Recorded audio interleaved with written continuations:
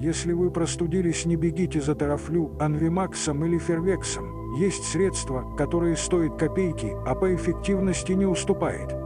Возьмите обычный парацетамол, заварите чай с малиной и лимоном, или шиповник.